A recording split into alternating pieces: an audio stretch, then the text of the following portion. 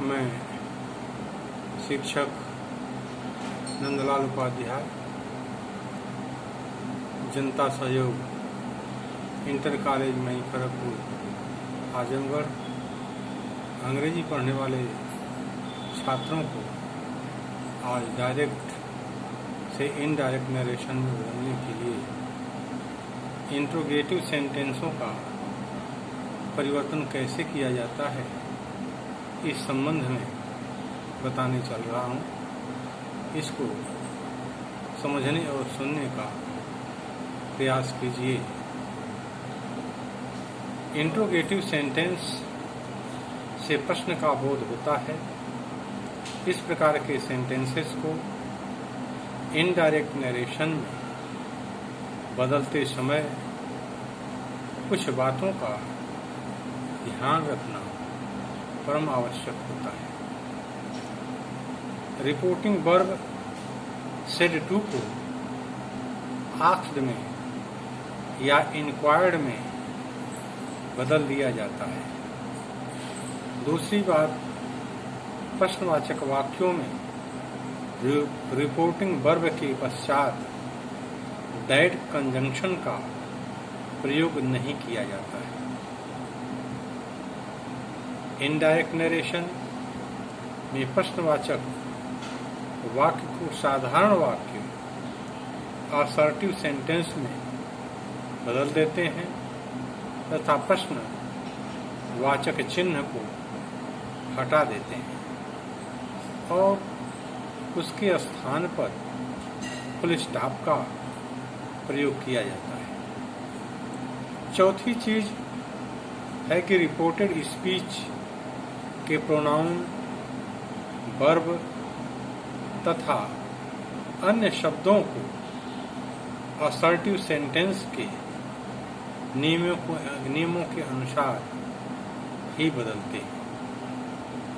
पांचवी चीज, जब डायरेक्ट स्पीच में ऐसा प्रश्न हो जिसका उत्तर यस या नो में दिया जा सके, अर्थात रिपोर्टेड स्पीच किसी सहायक क्रिया ऑक्सिलरी वर्ब्स जैसे is, are, am, was, were, do, does, did, shall, will, has, have, had, can या में आदि से शुरू हो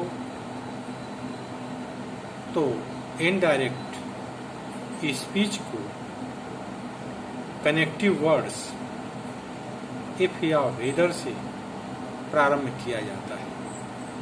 उसके पश्चात कर्ता लगाकर फिर क्रिया का प्रयोग करते हैं। जैसे I said to him, comma inverted comma में, आर यू गोइंग। यहाँ सहायक क्रिया आर से रिपोर्टेड स्पीच का वाक्य शुरू होता है। ऐसे स्थिति में कनेक्टिव वर्ड्स इफ या वेदर का प्रयोग किया जाता है और शेड टू को आस्क्ड में बदल देते हैं। I asked him if he was going। और शेष परिवर्तन असर्टिव सेंटेंसों की भांति जैसे टेंस, प्रोनाउन, संविता सूचक वाक्य आदि में पूर्व की भांति हम परिवर्तन करते रहते हैं। दूसरा उदाहरण, Ram said to Hari, will you go to school today. Ram said to को आस्क्ड में बदल देंगे, राम आस्क्ड हरी। यहाँ इफ या वेदर बताया गया कनेक्टिव वर्ड्स, तो वेदर प्रोनाउन यू है जो सेकेंड पर्सन का है, उसको ऑब्जेक्ट हरी के अनुसार बदलेंगे, हो जाएगा ही। विल का would, go to school, today को दैट डे में बदल देते हैं, दैट डे। इसी प्रकार I said to him can you tell me what the time is. तो I asked him, said to को asked में if you है सेकेंड पर्सन का प्रोनाउन, him के अनुसार बोलेंगे ऑब्जेक्ट के अनुसार हो जाएगा he, कैन का कुड हो जाएगा can, he could tell me what time was. Me second first person का प्रोनाउन है, सब्जेक्ट में आई, तो आई के अनुसार बोलेंगे तो वह मी का मी ही रह जाएगा। अगर रिपोर्टेड स्पीच में सहायक क्रिया डू या डज हो और उसके बाद नॉट न हो तो इनडायरेक्ट स्पीच बनाते समय डू या डज को हटा देते हैं और मुख्य क्रिया को सिंपल पास्ट टेंस में बदल देते हैं।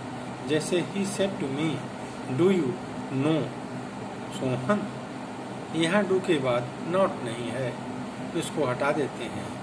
He asked me whether I know Sohan, me है ऑब्जेक्ट में तो यू सेकेंड पर्सन का प्रोनाउन है, उसको हम आई में बदल देंगे। Sita said to Hari do you go there, Sita asked Hari if he went there.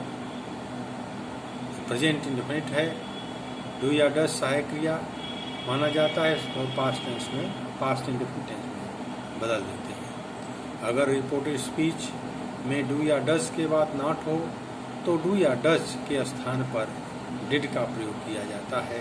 इस प्रकार रिपोर्टेड स्पीच के वर्ब का पास्ट टेंस स्वतः बन जाता है। जैसे father said to me do you not obey me, तो father asked me if I did not obey him.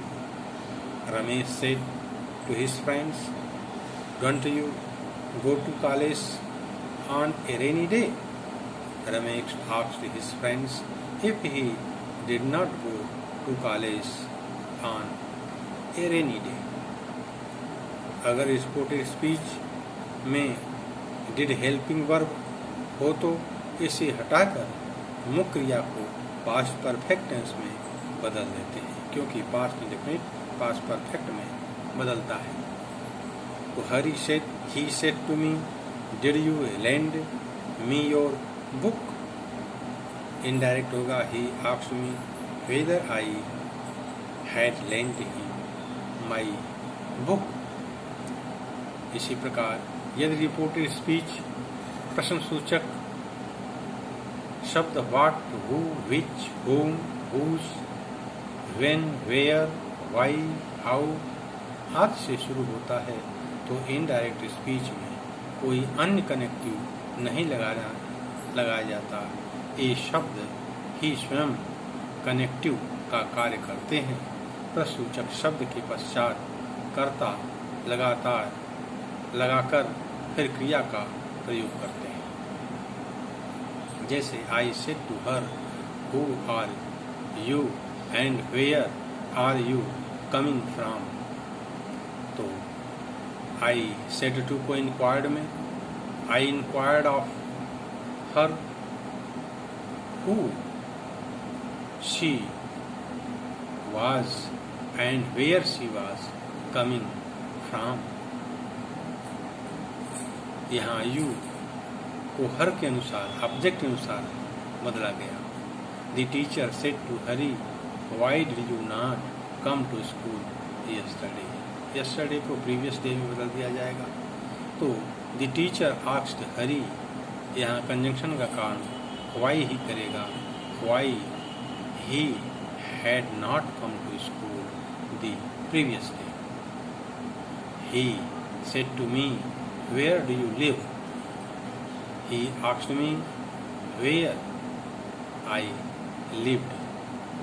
I जो है मी के अनुसार, यू मी के अनुसार हो गया, ऑब्जेक्ट अनुसार आई हो गया और यह क्रिया दूसरे फॉर्म में हो गया। He said to Mohan how much money do you want, he asked Mohan how much money he wanted। Yes no answer to questions. Reported speech में आए हुए यस या नो के स्थान पर पहले वाक्य के सब्जेक्ट और वर्ब को दोबारा इस प्रकार लिखते हैं जैसे he said to Rita, can you lend me this watch. Rita said yes. She asked Rita if she यानी Rita could lend her that watch. Rita replied that she could. Yeah, I said to Anand, are you attending the class? Anand said, no.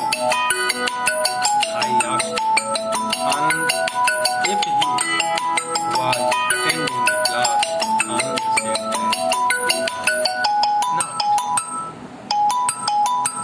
कुछ विद्वान yes को replied in affirmation तथा no को replied in negative में बदलते हैं जैसे Rita replied in affirmative, Anand replied in negative.